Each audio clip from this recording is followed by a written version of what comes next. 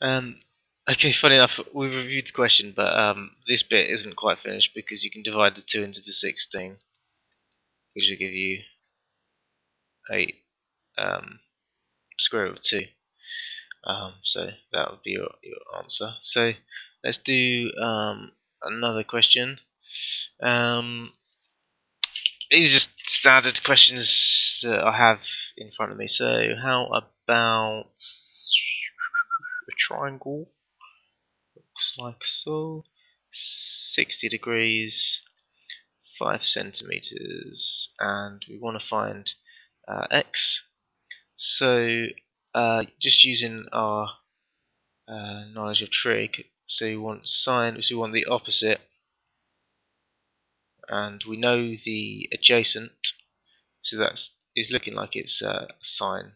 Okay, so let's just do this. So sine 60 equals x over 5. And let's go and have a look at what sine 60 is. And so let's have a look. Sine 60, square root of 3 over 2. I mean, the funny thing is, it doesn't look that much easier. Sine of square root of 3 over 2. So let's just plug that in instead then. Square root of 3 over 2. Right over here, just to remind us. Square root of 3 over 2. Okay, so let's just replace the sine 60 by this, and we'll write it like so. X over 5, and then we're just doing the same sort of computation as what we've just done. So, well, we're not actually. It's a bit easier because we just have to take the 5 over. So, so that's x equals 5 times the square root of over 2, and I think, yeah, the thing is I was going to I'll rewrite that because I wasn't sure whether we were going to have to sort of do another manipulation, just improvising as you can see. So there you go, that's the answer in third form. And we can do, let's do maybe, maybe one more. Okay, let's try a different colour. Seems that was a bit fast. The real sort of, it's pretty simple stuff. It's what we've been doing all along. The only sort of snag would be sort of just rearranging, really. It's bringing into play all that sort of algebra and fraction work, as you can sort of just see. So it kind of helps to, I mean, if you're not that confident, then I would definitely recommend going back to your just basic fractions and all that work, just so you could be 100% certain of just manipulated, because you've done the hard bit. And to get to lose marks because of just sort of some algebraic errors, it's just be a waste of all that sort of learning that you've done. So let's have a look. So we've got 60, and that's the opposite. And you see, this one's quite an interesting one. I should really, right, it's more like that. Okay, so this is the longest side, which does actually this is why I've chosen this question, because it's a bit confusing. Because I know I've said that the longest side is the hypotenuse, but in this instance, because you always start at the opposite, and the opposite is the length opposite to the angle, so we know that this is the opposite, and therefore you're left with the adjacent. And so we've got an option of this one, this length here. Maybe this triangle's looking a bit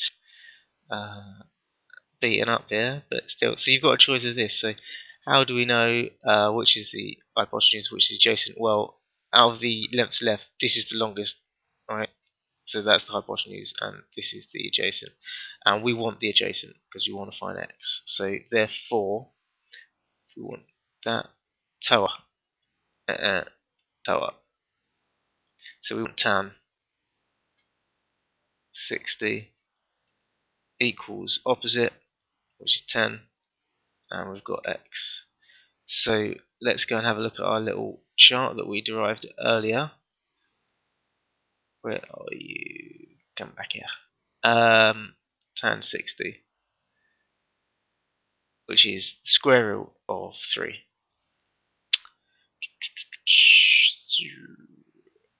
Square root of 3. Okay, so we're just replacing tan 60 equals square root over 3. No, sorry, it was just 3, wasn't it? It's just the square root. There you go. So this should be quite an easy one to solve now. And in fact, this illustrates like how much easier it is when you know these identities, because now that we just start that in, it just gets across multiplying. Well, if you want to be purist about it, you're just timesing x by both sides. So that will equal that, and then the next stage is to kind of get this on top of this, and then well, explicitly, let's just do it. So that's 10 over 3. Voila. Okay, so they're the kind of basic sort of questions that you'll get on this sort of stuff, and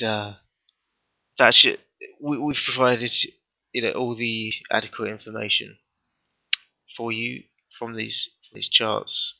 That was just, and it sort of illustrates the use of them. There's also other uses for them, which we'll see in later videos.